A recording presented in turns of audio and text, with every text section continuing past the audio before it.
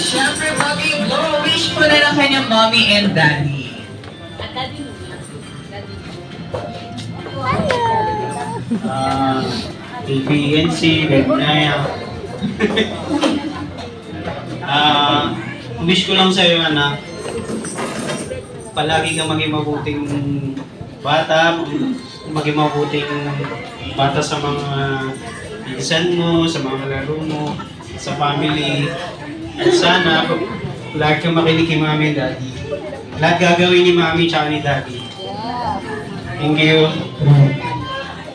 Ayun. Ayun lang naman.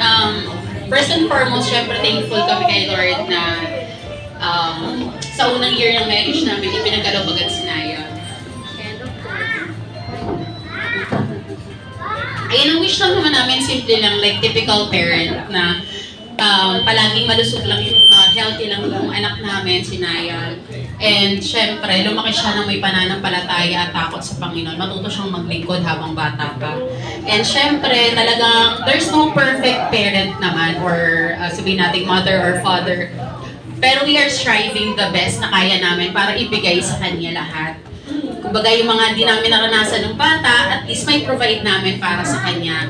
Gusto ko lang paglaki niya, lagi niyang isipin, hindi perfect si mommy at si daddy.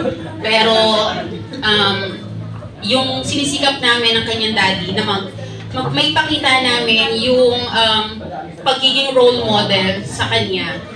Yun. And, ayun, anak, when you grow up, makikita mo lahat post ni mommy, pati yung, including yung mga post na kita yung tutoy mo, pero wala ka nang magagawa kasi na yung post na ni mommy. No? Gusto ko lang lumaki kang mabait at mabuting bata, mahal na mahal ka namin ni daddy, anak.